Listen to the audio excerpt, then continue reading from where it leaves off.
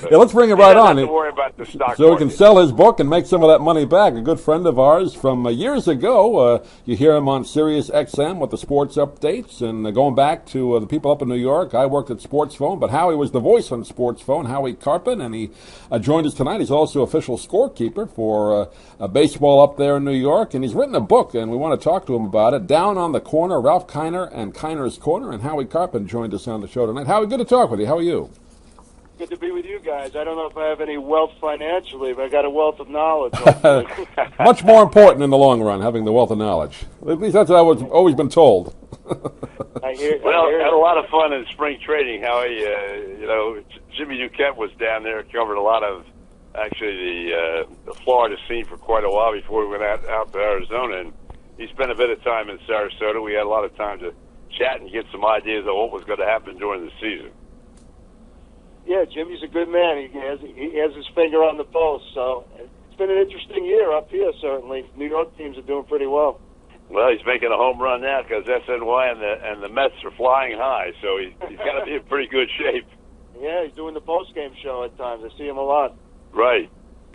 Doug? Well, Howie, we wanted to bring you on because, as you know, I'm from New York. Don's from New Jersey and New York, and I know a lot of people around the country that maybe grew up in New York remember the old Kiner's Corner post-game show on Channel 9 after every Mets home game, and you've written a book about it. Talk a little bit about how you came to write the book. Yeah, well, it's on pre-order, and it won't be out until early February. We're just finishing up the last remnants. It's myself and a co-author, Mark Rosenman. It was Mark's idea.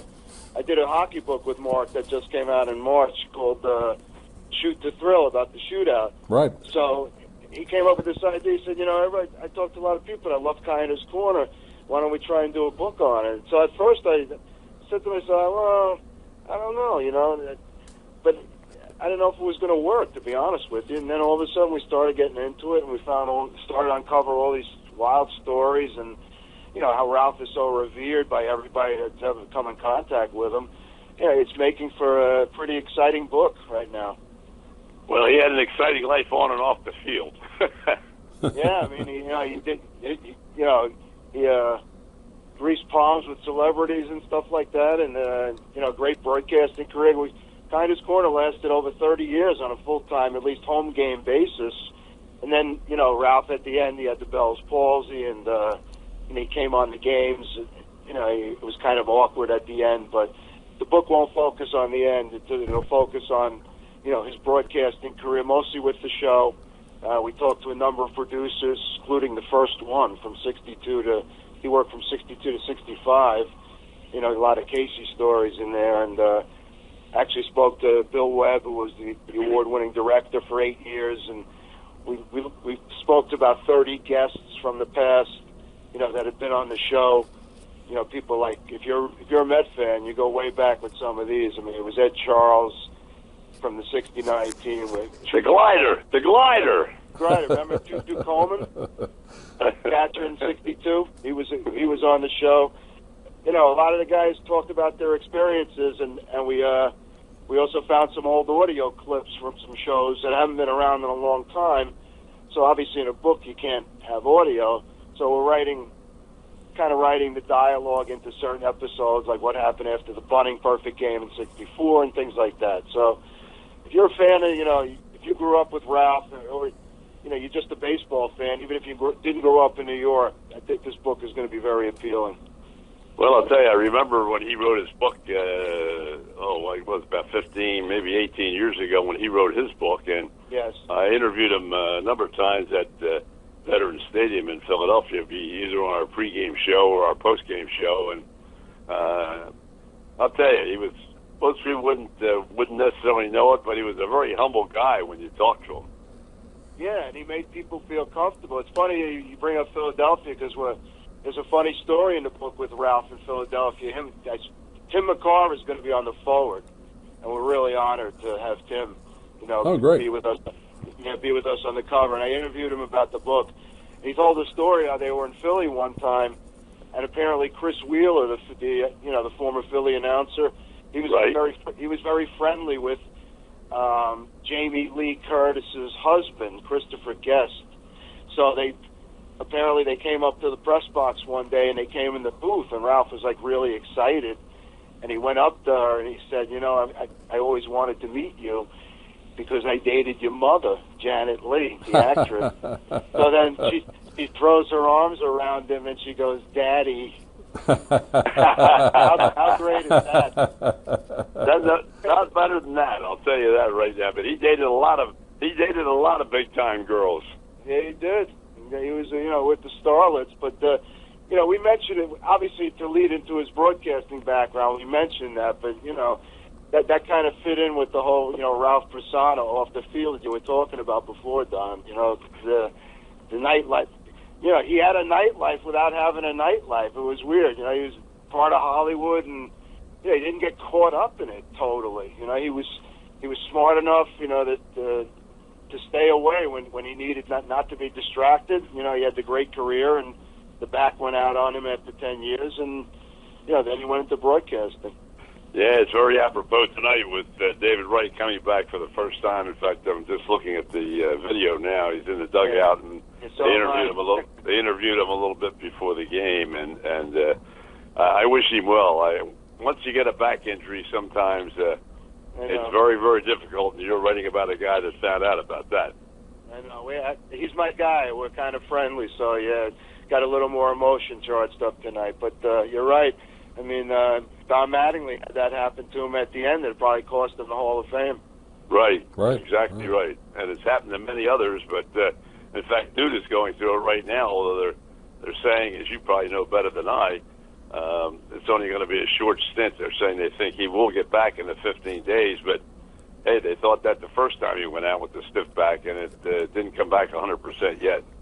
Yeah, well, the cynical Met fan who's been down this road before with the doctors is probably saying, you know, it's going to be a short stint, but he'll be back like in 2 years. You know? Yeah, that's like saying the Wilpons have money. Yeah. Right. Yeah.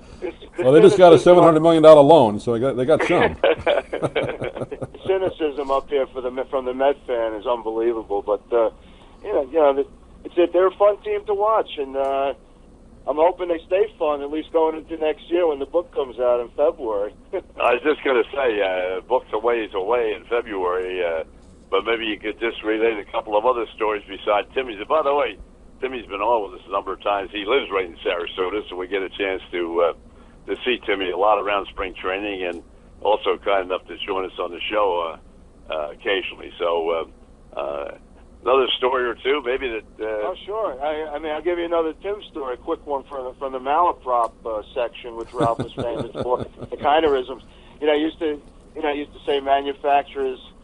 The bank manufacturers Hanover Trust was manufacturers Handover Trust. Occasionally it was Hangover Trust. But anyway, one time apparently this ad executive had a representative call the Mets because I didn't really get what the product was, but he was having trouble reading a product, and the woman called the Mets switchboard. And another woman answered, and she goes, hello, and she goes, yeah, we're from the so-and-so agency, and, you know, we have our spots on your broadcasts, and we hear one of the announcers is not pronouncing our product name properly, and then so the woman on the switchboard goes, well, who is that? And the woman goes, a Mr. Keener. That's unreal. One time, the producer, the early producer, Joe Gallagher, he had some great stories. You know, one time they celebrated Casey's birthday on the air, like on Korner's Corner, and apparently there was a cake on the table, and Mark Throneberry walked by, and his birthday was like the day before. I don't know if he said this on the air or was off the air, but he said, yeah, my birthday was yesterday. How come I didn't get a cake? And Casey said, we thought you dropped it. The show, you know, Ralph was just like in the middle of all these things with the shows, and then there was the game with the very good story. You're a Philly guy, Don. Rick Bunning's perfect game in '64. Right. First game doubleheader. Right. Right. Father's Day. Downstairs, right. Ralph's downstairs in between games, looking to get Bunning on the air. The game wasn't televised in Philly. It wasn't on. It was a road game at that time. Obviously, in '64, you didn't have every game on. Right. So the game wasn't on. So the WOR here in New York had the game, and Ralph was downstairs waiting to interview Bunning, and the producer was in the dugout. Bunning just come off the field, perfect game. Within, minutes of coming off the field, he goes up to, producer went up to him and said, Ralph's standing over there. He's like near home plate. And he says, would you like to go on with Ralph? And then Bunning, said, well, what do I get? And then that kind of threw the producer, and he said, well, guys just like to come on with Ralph. Sometimes you give a gift certificate. And then Bunning said, yeah, that's what they told me in Detroit when he pitched the no-hitter in the American League. So that he didn't go on with Ralph right away. But after a few minutes, apparently somebody told him that, look, the Philly station's going to pick up the feed of the interview. They were going to pick that up in Philly so they have something from the game. Because obviously, those early days, you didn't have all this video and stuff. Right. So he went on with Ralph. And we have the clips of the interview, which we put in the dialogue part of that story, which is great for the fans. You could read the actual dialogue between him and Ralph. Apparently his wife ran on the field while he was doing it, too. And they give him a big hug. But anyway, he did it. And then second game, the control room was right near the locker rooms at Shea. He came in the control room and apologized to the producer and to Ralph, who wasn't right there, directly there. And then he went on the Ed Sullivan show that night and got $1,000. Well, he knew he was going to be a politician one day. He figured he better get those votes. Yeah, I heard he was pretty nasty. He was a player. Mickey Mantle told a story once of, Bunning. They were facing Bunning, and then Bob Turley was in the dugout, and he would whistle when Bunning would throw a fastball because Turley knew, when he was going to throw it, he'd pick something up in his, I guess maybe when he went in the windup or something. And anytime he threw a fastball, he heard this whistle. Mantle crushed this ball off him one time, and then the next time, I think Bunning told the catcher that they were going to dust Mantle if the guy whistled again. And sure enough, there was a fastball, and the whistle came. And then the next pitch, he dusted Mantle. So that was kind of funny. Yeah, Bob Turley would give that a high shrill whistle. Bullet Bob Turley, I remember. Yeah, right. Yeah.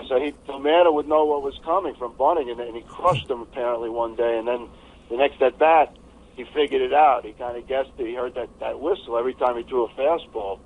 And so he told the catcher right in front of Mantle, the catcher walked out a little in front of home. Mantle was in the box, getting ready. He told the catcher, look, I'm going to dust him next time I hear the whistle. Well, I'll tell you another funny story about Jim Bunning was when he was traded over from Detroit, Charlie Dressen told him this is obviously the 1964 season where the Phillies blew the pennant. And Charlie Dressen got together with Gene Malk and said, no, look, Bunning's going to be a great pitcher for you. He's going to do a lot of good things, but don't ever pitch him on less than 4 days rest. Don't try to pitch him on 3 days rest because it'll never work. He doesn't rebound very well from that. So, of course, Malk goes into the end of the season with the lead and 2 weeks to go in the season. All of a sudden he decides, okay, I'm going to pitch Bunning on 3 days rest, and the rest is history. Yeah.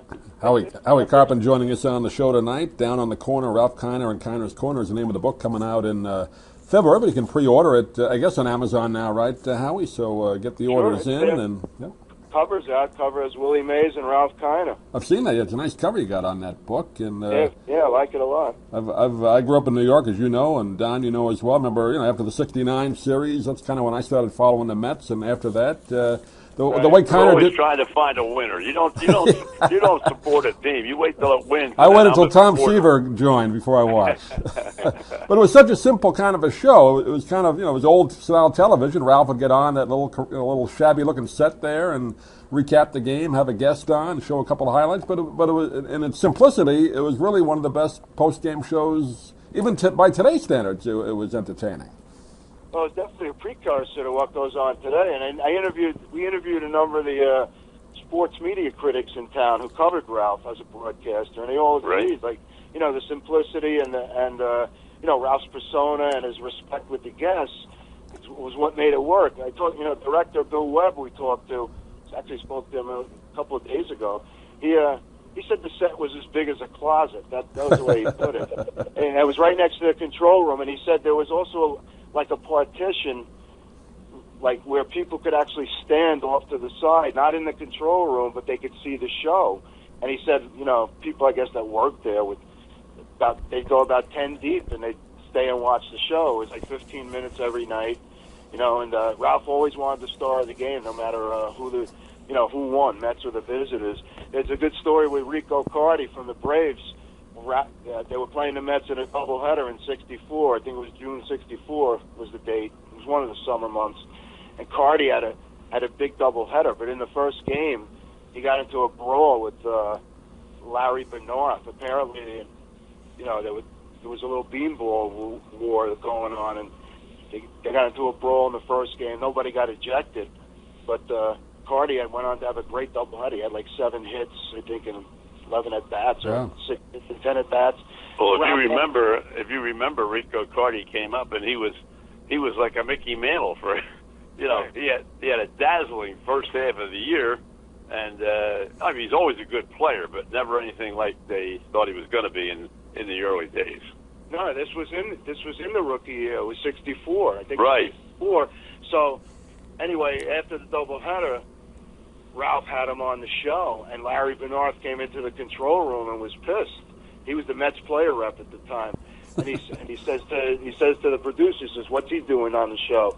And the producer said, "Well, Ralph wanted him on. He had this big day. He had all these hits," and the guy stormed out. Larry Benoit, and he never talked to the producer or Ralph again. Oh, I never heard that one. Never heard that one. Yeah.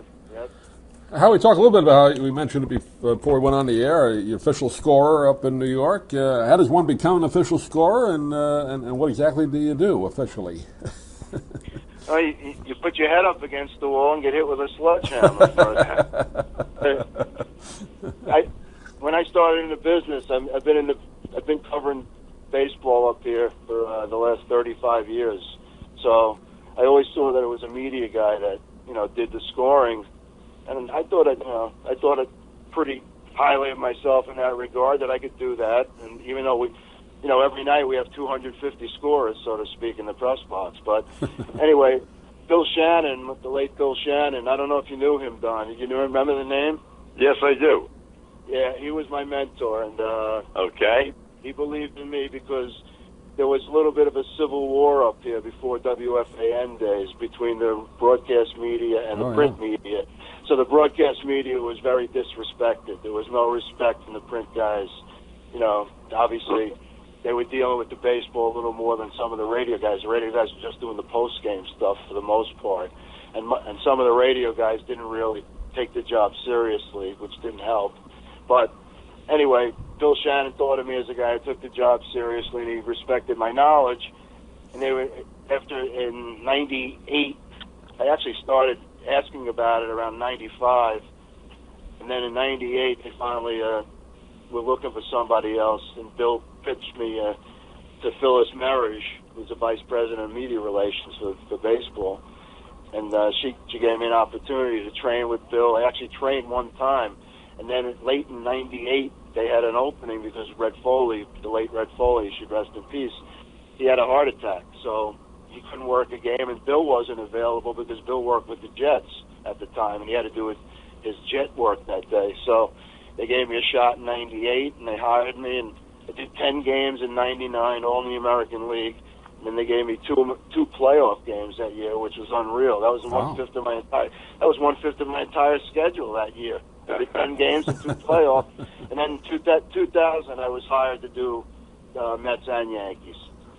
Well, you know, I really can't remember the exact year. You could probably fill me in on this because you've been a scorer now for 15 years. But I think, in the back of my mind, that's about the transition year where they were very much opposed to beat writers, and like in Philly, the beat writers for a number of years would alternate who would be the official scorer. It was always a nice little perk in terms of not a lot of money, but a little bit of money.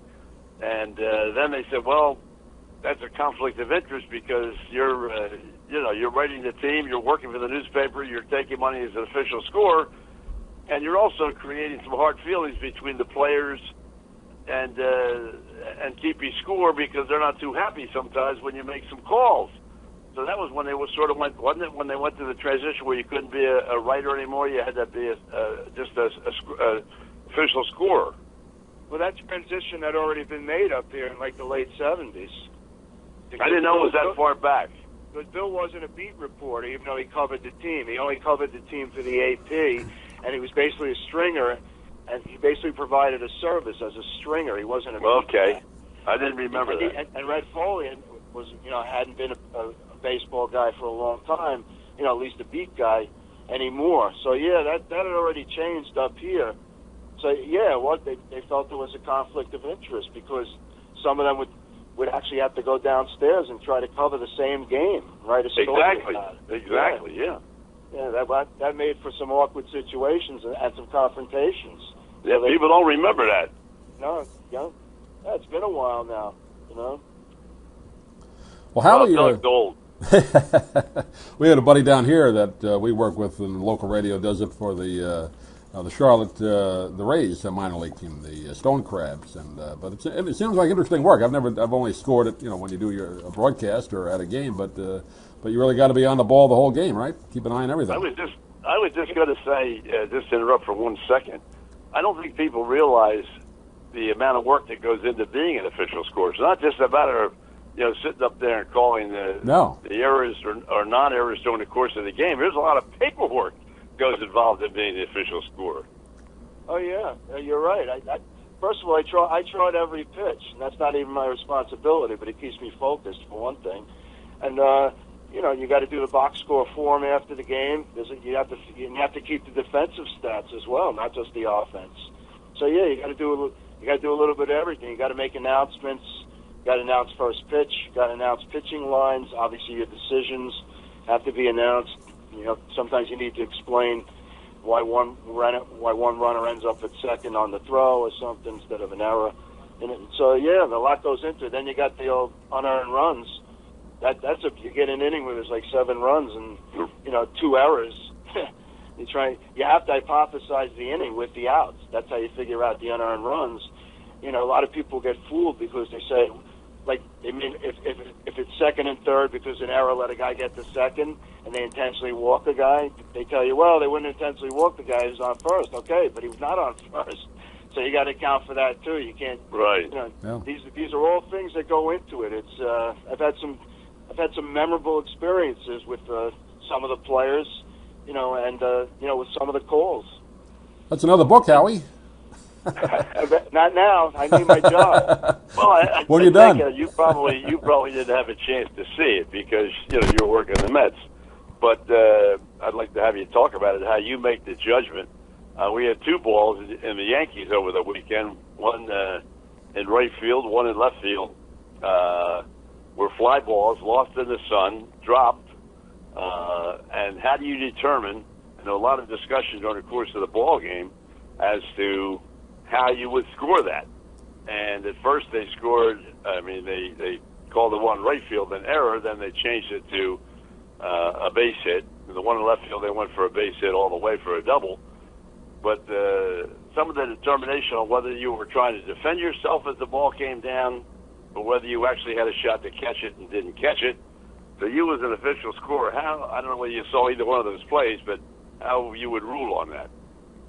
I saw them both, and my name came up on both those broadcasts because I had a play like that about 3 weeks ago in a Yankee-Oriole game with Brett Korner, who got a little upset because I called an error on him. I saw that game too. Yes, I didn't know that was you. That was me. Here's the guidelines that I go by. First of all, I'm not saying I was a major league player, but I was pretty darn good. I played in the Sandlots, I played college, and I got scouted. And I played the outfield, first base, and pitch. Those were my spots. And I was a pretty good outfielder. I actually played on the grounds where Yankee Stadium is right now. It used to be Babe Ruth Field. Right. The field was laid out the same as Yankee Stadium. So if you played left field on a Sunday afternoon doubleheader, you saw the same sun that the ball players saw. So right. I experienced that. Now, my guideline is, you mentioned self-defense. If the guy shows me self-defense, I'm going to call it a hit because, to me, he doesn't have a chance to catch the ball in that regard. The scorer should determine whether the fielder actually had a chance, what kind of chance he has to catch it. Now, Gardner's ball, if you can somehow go back to that highlight, and I plan to do that because since you brought it up, I want to look at it again. he never gave you self-defense. He never put the glove up in front of his eyes. He didn't put his hands out like he didn't see it. And all of a sudden, just dropped in behind him. Right. Now he's misjudged balls in the past, but that shouldn't apply there. But to me, it looked like he had it. Now I had a play a number of years ago. You can blame whatever Ken Griffey Jr.'s lifetime RBI total is. You can blame me for it being 3 short. He had a ball to center field at Shea on a sunny afternoon. Mike Cameron got right under it, put his glove up, looked like he's ready to catch it, and it hits the glove and drops in, and then he kind of like makes like he didn't see it. Right. I called it an error, no RBIs, because it was 2 out. And, pitcher didn't deserve to have earned runs. He deserved an out there. It was a fly ball. So apparently the Reds manager at the time made a big stink about it, but even the PR guy came up and said he agreed with the call. The Reds. I thought Michael Kay made a great point. We've talked about it time and time again over the last, maybe more so the last 4 or 5 years than before. I think there should be such a thing as a team error. I don't think a pitcher should be challenged in his earned run average because you don't call a team error. It's an error, but it's not a team error. I mean, it's not a personal error.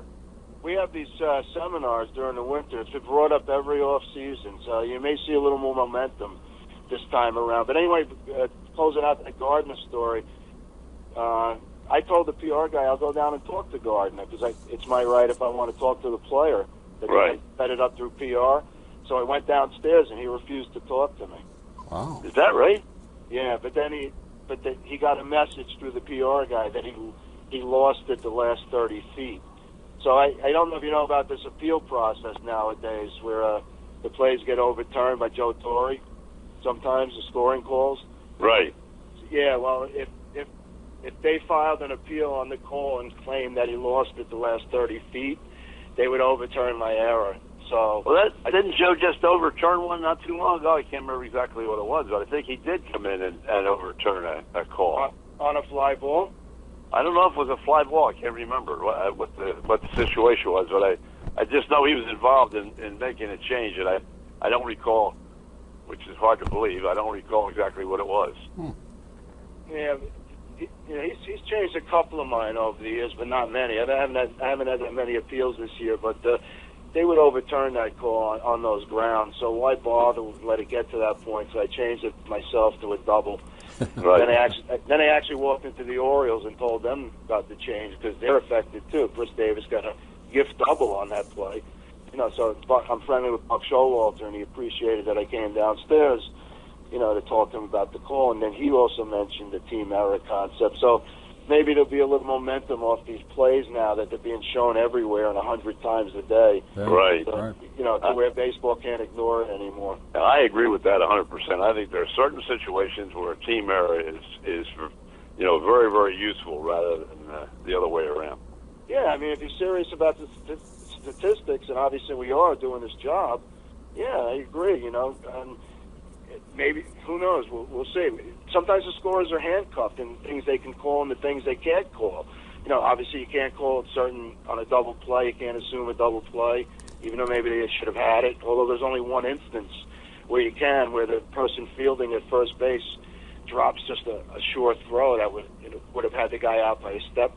You can call an error on that. It's the only time. But, you're kind of handcuffed for what you can call. Right.